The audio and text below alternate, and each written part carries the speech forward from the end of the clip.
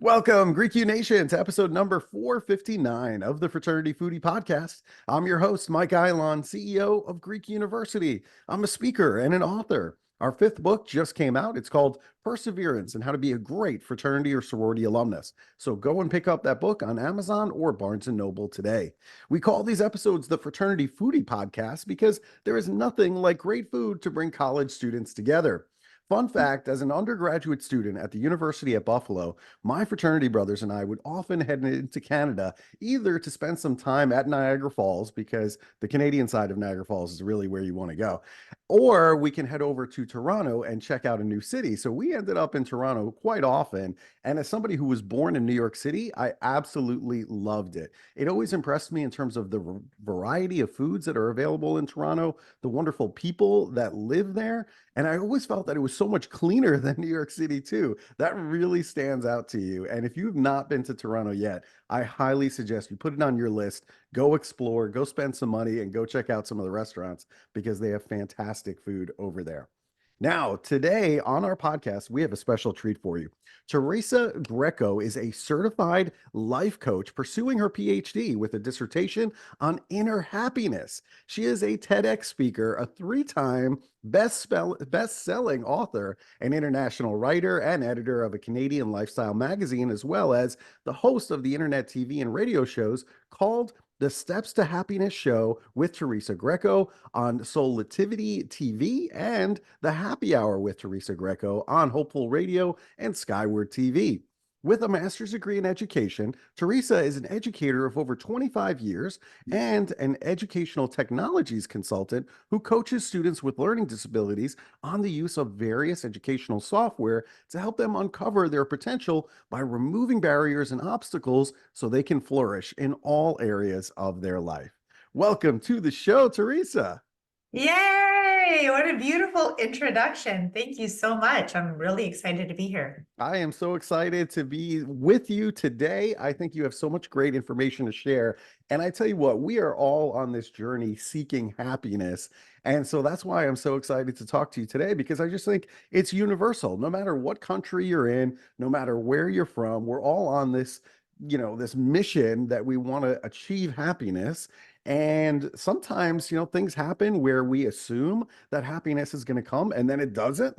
And so I think we need to talk about that a little bit. And I think it's especially important to talk about it with college students because they're just starting out on this journey. So I feel like the earlier they watch your TEDx talk, the earlier that we can get this information to them, the better off they're going to be. You know what I'm saying?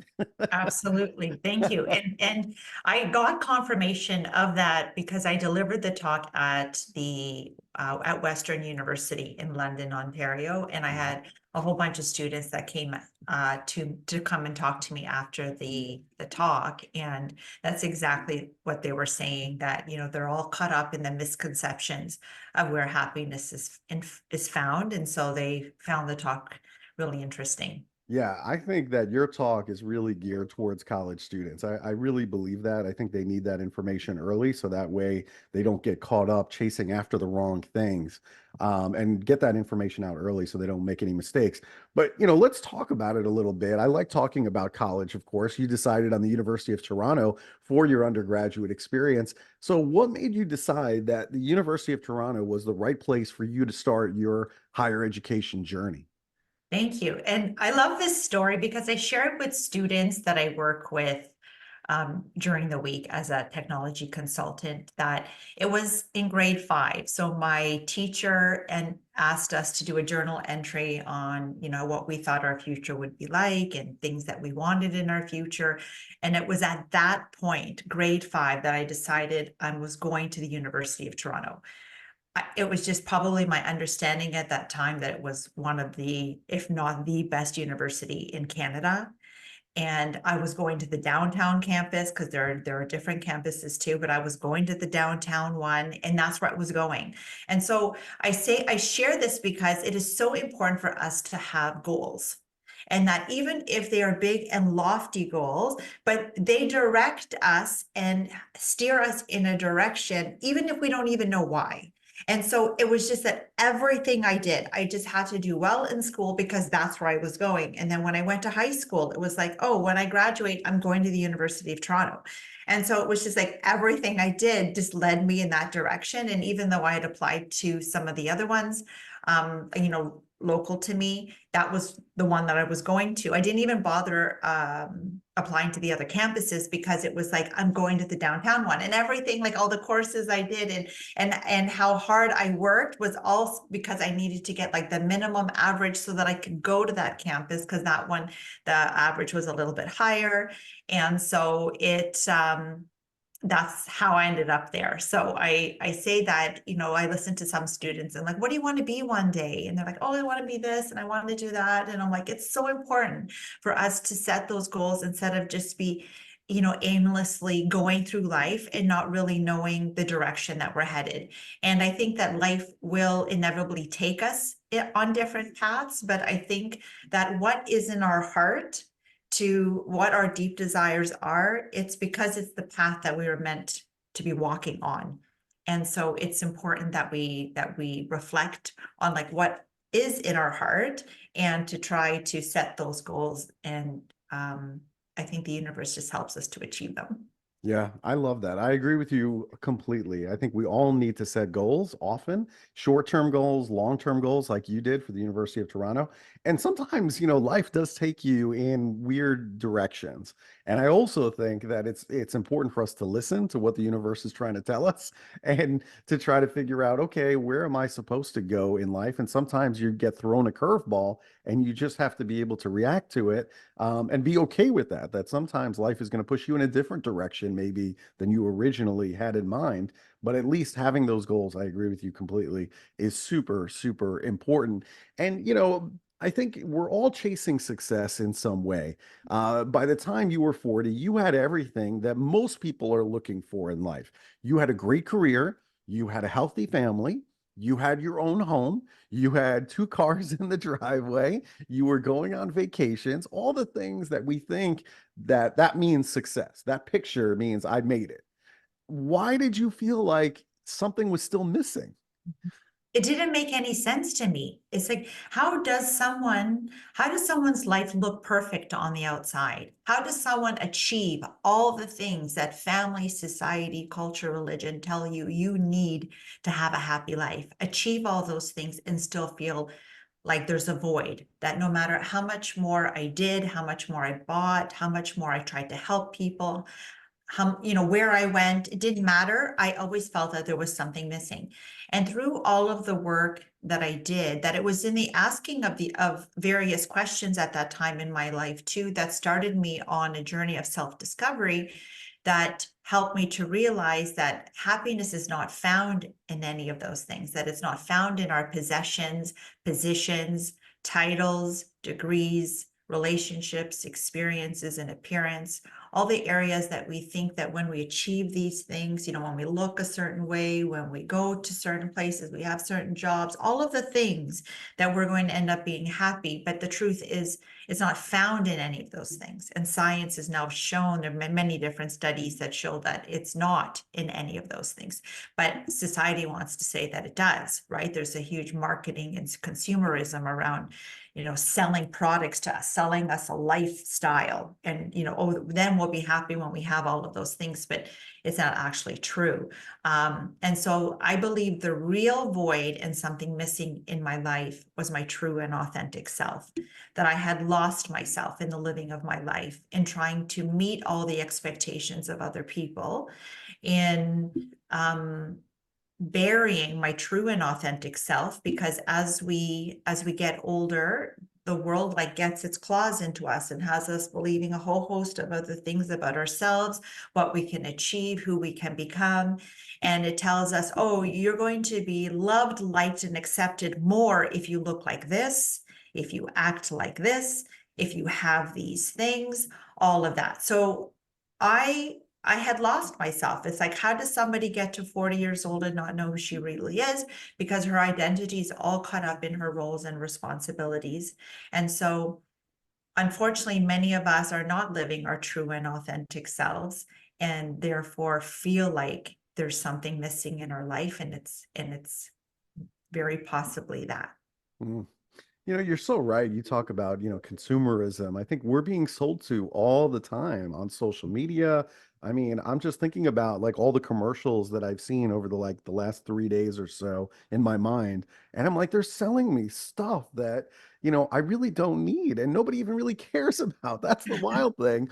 And I was as a college student, I'm trying to put myself into the shoes of somebody listening to this interview right now. I was always under the impression that as a college student, if I could collect all of the things and have lots of money to afford a really nice sports car in the driveway, a really big house with a white picket fence, a hot spouse, these are all things that I wanted. And if I got those things, then ultimately I would be happy. And you actually did a TEDx talk about this exact topic.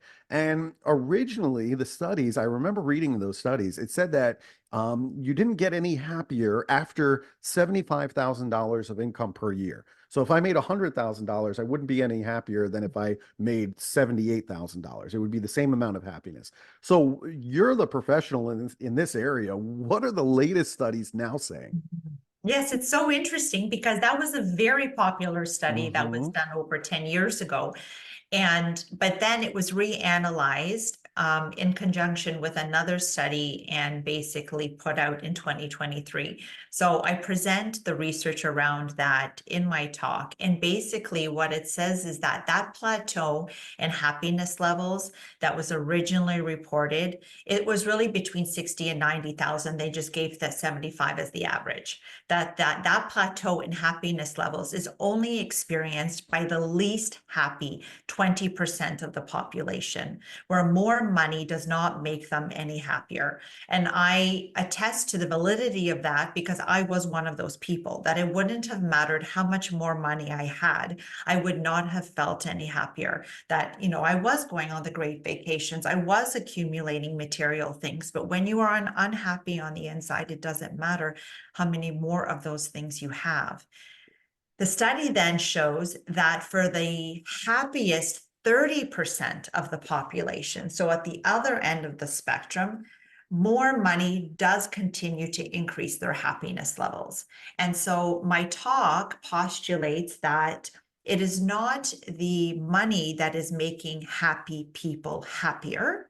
It is that happiness makes happy people happier, and that the money you have or don't have really doesn't have very much to do with it. That when you are a happy person and the universe blesses you with more abundance, you are just infinitely more grateful for everything that the world has to offer us. And so you just continue to get like more high on happiness. That's really what it is. And then because you're happier, science then also shows that success comes to you more, abundance comes to you more, the better relationships come to you more because you're just attracting more and more of that into your life. So it's not the idea that when I'll be successful, then I'll be happy. It's actually about getting happy first and connecting with the happiness inside of you. So I know we're going to talk about that today, that what is true happiness, and that when you are happy, you just continue to get happier. And it's like addictive that one, I started to connect with my inner happiness and understand more about how I can do that. Then you are tapping into an infinite flow of happiness that is always there for you to feel and to feel in abundance. So I know we're going to get into that, but so that's the big idea in the talk, is that it's not about the money. It's actually all about the happiness. Yeah, I love that summary. That's a really, really good answer to that question. I mean, I still say go and watch Teresa's TEDx talk. It's like 14 minutes long or so. Watch the whole thing. It's incredible. But that summary is really, really spot on to tell us exactly what is the point of the talk. I love it. And you're now a certified life coach. You're pursuing your PhD with this dissertation on inner happiness. By the way, I'm also writing my PhD or my doctorate, my dissertation right now as well. I'm about 60 pages in. And so I'm super excited to get that out and published as well. But in terms of the benefits, right? Happiness has been shown to have numerous benefits. We're talking about improved personal and professional relationships. You're getting enhanced productivity at work, promoting better health, greater longevity. What have you learned about how people listening right now, our audience, how can they actually achieve this happiness? Is it just being grateful all the time? So it's actually not about achieving happiness, finding happiness, searching for happiness. It's none of that. All positions happiness outside of ourselves. I believe that happiness is an innate quality of our spiritual self, that when we are connected to our spirit self, our essence, our original nature, we are love, peace, and happiness. And I say that because you see that innately in children. They are loving, at peace, and happy all the time. It's just that as we get older, the world gets its claws into us, as I said, and has us believing a whole host, and it pulls us out of alignment with that happiness. So it's about, therefore, aligning our physical, mental, and emotional self, that may not be in alignment with the happiness that our spiritual self always has. And so when we are not mentally thinking happy things or positive and all of that, we may not then feel happy. And so our emotional self is then telling us that we're out of alignment. And then our physical body may reflect that as well, where we don't therefore have happiness hormones that are running through our body that's being produced that is making us feel happy, that we may have pains in our body, aches, brain fog, a whole host of other things that tell us, again, we're not in alignment with the happiness that we are. So happiness as a state of being means that we are happiness, like the wholeness of who we are is happiness. And love and peace, it's all together. Happiness is really a facet of love. Love is like the prism that then when light shines through that prism, it creates this beautiful spectrum of colors. Well, all the colors that are created are all the beautiful feeling emotions that we feel. Happiness is one of those, and joy and harmony and peace and all the wonderful things. So love is really at the core of it all. When we are connected to the love that we are, when we are loving the things that we do, happiness is a natural byproduct of that. So it's not actually even about the happiness, it's more about the love. Because when we're in love, when we are doing things that we love, when we love ourselves, happiness is just something that we feel as a product of that. It's inevitable. It's like they go hand in hand. So my dissertation basically bridges Eastern and Western philosophies around happiness that we believe that happiness is a state of mind. Psychology very much talks about it just as a state of mind. It's actually, that's only our mental self as a state of mind. There's all the other aspects. And so whereas Eastern philosophies and religions understand that happiness is a state of being, that we are our infinite eternal essence is always happy, blissful, loving. And so it's our misalignment or disconnection from that makes us feel unhappy. I'm so happy you're writing your dissertation on this topic because I think it's just a great contribution, in terms of what you're giving out, and this is going to be your mark on the world. I think it's phenomenal. I think it's a really, really important quest that you're on. And you also do all kinds of meditation coaching. I know you're very passionate about that. Talk to our audience about the benefits of meditation and how do we even get started with meditation if it's something that we've never done before? Thank you. So meditation for me is one of those, if not the gateway practice to help us connect with our spiritual self. So I'm so happy that now over 10 years later, that meditation is like a buzzword. Everybody's doing it. It's almost so cool. But when I started over 10 years ago, it was weird and woo-woo, and everybody thought I was part of a cult and I couldn't talk about it. So I'm so glad that we're able to like more openly talk about it and people say that they do it. Although I do also get the comment that people have tried and it doesn't work for them. And so what I would suggest is that there are so many different forms of meditation. As a meditation coach, I've played around with many of them to see what resonates with me. When I began, I really loved guided meditations. So what that does is it allows your mind to focus on a bit of a story. And then in the story, it takes you to like a destination where you usually arrive at some spot where you're able to maybe have a couple of moments with your higher self or your inner being versus your outer being. That's really what meditation does, mindfulness does. It allows you to focus on your inner being versus the outer being, which is often, where we are and where our focus is at. So guided meditations are wonderful because it instead of you having to sit there and think about nothing, which is literally impossible because our brain acts against us as an organ. So if you give it something to focus on, it's a lot easier. Mm-hmm. That's really, really good advice. And of course, there's all kinds of, for guided meditation, there's all kinds of apps out there. So try a bunch of different things because I don't think that there's any one solution here. You have to try a bunch of things and see kind of what works for you. Yeah. But it's definitely worth investigating, I think, for everybody listening. And you also have a mental freedom coaching program that Mhm. is 6 sessions long. So talk to our audience about this mental freedom coaching. What is that? It's amazing. So it wasn't created by me. I adopted it from another practitioner. I was a part of her research where she had people from around the world that were in a variety of different situations. So therapists, counselors, educators, coaches, and working in a variety of different arenas. So those that worked in addiction centers, at the university level with students, with people in jail, a whole bunch of different situations, even private practices. And basically, we worked through the program with our clients. So we were coached and then we would go ahead and do so it's psychoeducational, which means basically you come to the session. Me as an educator, it really resonates with me because you're going through the tool, presenting the tool and all the tenets of the tool. And the tenets really show you how to apply the tool in a whole bunch of different ways, from a whole bunch of targeting situations and issues from a whole bunch of different angles. And then a whole bunch of great examples are provided too that help you to connect the tool to your life. And so after the tool is presented, you then go off for the week and apply the tool.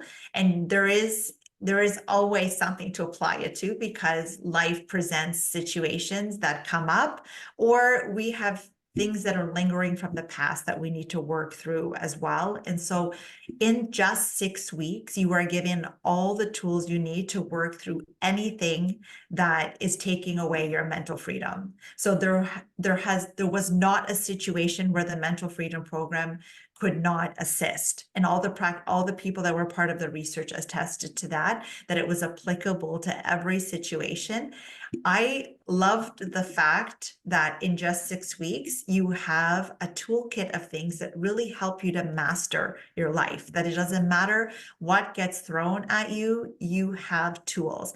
And we are not given the tools. We're not taught these things in school. And that's why you see people very reactionary going through life, but things happen to them that have thrown them off kilter, and now they're angry and frustrated and upset, and then they just project that onto other people too. And you're like, wow, what's wrong with you? And it's like, and because I'm a happiness coach, I'm generally this fairy dust person just going around on on my happy cloud. And I'm just like, whoa, you need mental freedom. You need mental freedom because you need tools that help you to remove the blocks that are preventing you from feeling the happiness that is always inside of you to feel. Mental freedom is like the clouds that is blocking the sun. Happiness is always there, but then sometimes the clouds float in front. Well, if we don't deal with the clouds, then they can linger there for a very long time. When we have tools like what is presented in the mental freedom program, it helps us to remove those clouds so we can get back to the sunshine and back to the happiness that we are. It's so interesting. A lot of the stuff that you work on, I mean, it's not taught anywhere. I mean, there's No. nowhere you can go for any of this stuff, but yet we're all pursuing it. It's so interesting to me that it's not something that's like required, like, to talk Mhm. about. You're also a Reiki master as well. What is that? How can it help our listeners? Yes, so Reiki is really energy healing. Uh-huh. So basically, it was created by a gentleman out of Japan, and everything is energy. Science is now proving that everything is energy. And so basically, a practitioner acts as a vessel to harness the energy of the universe to come through you and to deliver whatever healing that individual needs. It could be physical ailments. Usually, a lot of the ailments we have, it's because we have energetic it's blocks of energy in the body that if we don't deal with them, then can manifest as physical manifestations.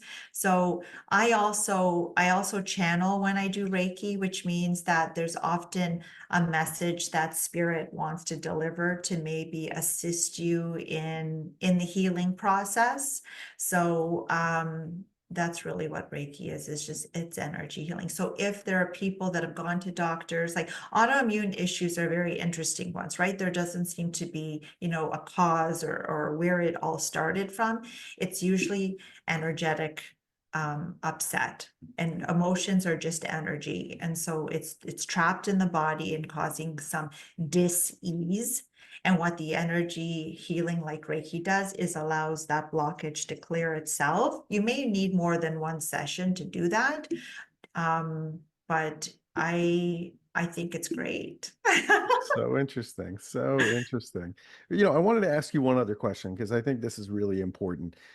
Things happen in life, and often, you carry that with you. Like if somebody does some wrong to you, then you just carry that forever. And now that's living inside of you, right? Speaking of energies, right? So how do we learn to forgive and just let that go? Because otherwise we're carrying that with us forever. And that's not really helpful to us. So how do we forgive? Forgiveness, I was so interested in forgiveness, especially during the pandemic, where it was like, we might have the intention to forgive, but then something gets triggered and we realize that we're still harboring some of that like resentment towards the person. And so forgiveness is I love this saying that unforgiveness is like drinking poison and expecting the other person to die. That's literally how unforgiveness works inside of us. So we're not hurting the other person when we don't forgive. We're only hurting ourselves. So forgiveness is about us breaking the shackles or chains that it's holding us in the past and making us feel miserable and upset or whatever feelings you're feeling around the situation. Forgiveness is not about condoning the person or the thing that happened. That's what some people think it is, right? That it's like, oh, I'm not going to forgive because then that means what that person did to me is okay. No, it's not about that. You can acknowledge that what happened was not correct. It wasn't right. But it's about now saying, okay, how do I relieve myself from this situation so that I can move past, heal, and let go? Mental freedom provides ways of being able to analyze the situation from different perspectives as well, so that you're not stuck in the unforgiveness, that you are able to look at it from different angles so that you can come to a place of peace around what happened. I've had that work with different clients that they, situations happen to them as children or as teens that they've been holding on to, and that the program has helped them to understand that they did the best they could under the situation with the knowledge that they had at the time. That it's easier for us, to look back and, hindsight is always 2020 and say, oh yeah, this and that. But at the time, everybody's always doing the best they can with the information that they have and where they're at in their life. And so forgiveness is, there are different practices and some tools that we can utilize to help us to move through to that healing process. But forgiveness is really about letting it go for ourselves.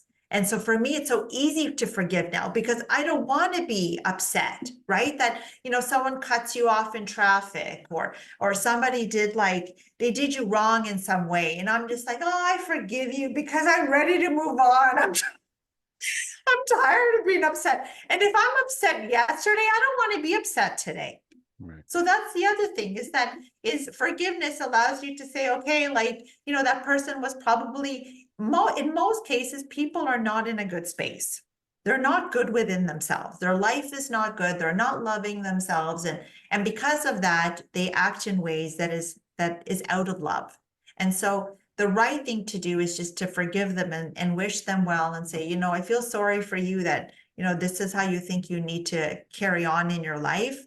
I feel bad for you. I might send them light and love and even a prayer for them to say, I hope things get better for you, but I'm ready to move on and I'm ready to be connected again to the happiness that I am. And that's what forgiveness really is a return to peace for yourself. I love it. Really, really good message there. That's absolutely phenomenal. Now, I do love good food. I mean, I think about all the great places to eat in Toronto that I've been there, but it's been many years since I've been to Toronto. I need to go back. But if I do go back to Toronto, where should I go these days for a great meal in town?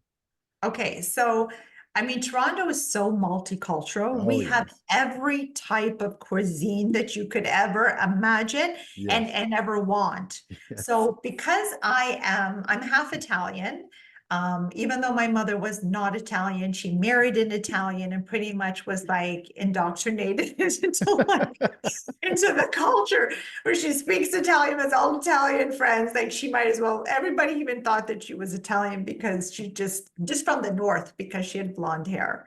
And so I'm going to recommend a really good Italian restaurant for you to Nice. visit. Yeah. Because my most favorite food is pizza and a wood oven pizza in particular. I think we here do an amazing job of Italian cooking that even when I go to Italy, I'm not even that impressed anymore because we have really good Italian food here. Not American Italian, because that's like Olive Garden. I'm like, no, like No, that. that's I not real remember Italian. traveling to the US because I have some family in Michigan and say, oh, can you recommend a good Italian place? It's like East Side Mario's, Olive Garden. I'm like, no, sorry, that's No, not. no, That's no. right. That's like Manchu Walk for Chinese food. Like that's literally what that is. So it's like, no, but here and a lot of the restaurants and bakeries import the baked goods and dough and Mhm. a lot of they come directly from Italy too. So it's and a lot of the owners themselves are that they now live here from Italy, like they're real Italians. Mhm. So it's inevitable that you're going to have like authentic Italian food. So one of my most favorite, I would say, Italian place right now is called Marcello's. Okay. They have two different locations. There's one a little bit closer to downtown, and then one more in the north end. And so the price point is great, the food is really good, and the quantity is good too. Like that's also key, right? You're getting value for your money. And then another one is Grazie. Grazie also has two different locations, same thing downtown and in northern, a little bit more north, and also really good. The price point is a little bit more expensive, but the quality is really, really good. Like definitely worth the visit. I love it. I love it. Marcello and Grazie, we're going to definitely have to go check that out. I miss really good Italian food. I mean, when I was living in the New York City area, I mean, we had Little Italy and it was just phenomenal.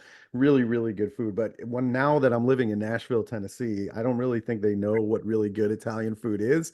I think you're absolutely right. They'll send you to Olive Garden and you're like, this is not it. I'm just telling you, this is an imposter. You think you're getting Italian food, it's not, because when you had the real thing, you can easily distinguish between these two. But when you Yeah. don't know anything else and you're like, all right, this must be it. So pizza and things like that. I mean, New York City has wonderful pizza, Mhm.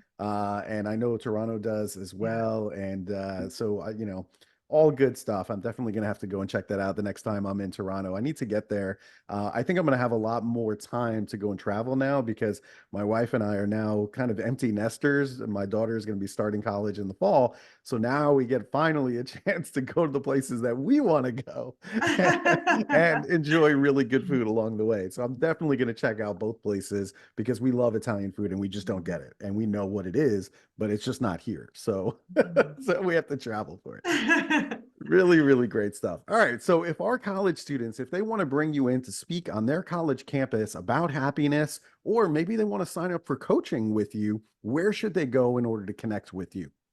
Thank you so much. So you can go to my website. It's teresagreco.ca. It's Teresa with no H. So yeah, I mean, my name's here on the screen. And I'm sure you put it in the notes and everything. I So will. teresagreco.ca. I'm all over social media. I'm on all the platforms. As an educational technologies consultant, I've been on those platforms from their inception. I was with Twitter at 3 days old. I was with LinkedIn at a week old.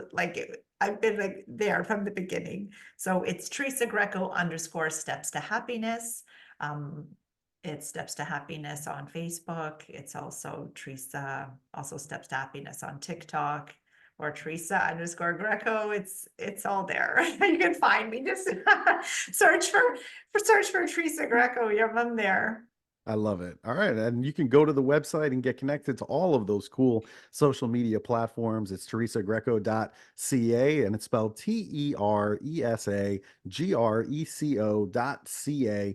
Go and check out the website. Go and get connected with her right away on social media. And you know what? We're all chasing happiness. I mean, this is important work that Teresa is on with her dissertation. So I'm super excited to read that once that comes out, and go and check out her TEDx talk. I'm telling you, it's 14 minutes long, but it's going to change your life.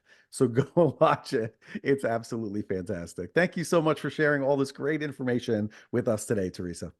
Thank you so much for having me. I just feel so so happy and excited to be here. Hey, it's my pleasure. And, I think you've done some really good work here today. I think you've made a lot of college students look at things a little bit differently. And maybe that shifts their priorities, while they're in college. Maybe that changes their outlook. And I think that's ultimately all we can do is point them in the right direction and just be like, you know what? All the money in the world, I know you're chasing, $1 million, $2 million, whatever you think is going to ultimately make you happy. But the truth is, you might not really be happy when you get there. So Yeah. instead, let's look inward and let's figure out, how we can Mhm. create that happiness for you every single day. And I Yeah. love the work that you're involved with. So great work. And to our listeners, if you enjoyed this conversation with Teresa, I want you to like it and I want you to share it with other college students that are also seeking happiness. So that way they get the information they need. And thank you so much for joining us today. We'll see you on another episode of the Fraternity Foodie Podcast. Thanks so much. Bye for now.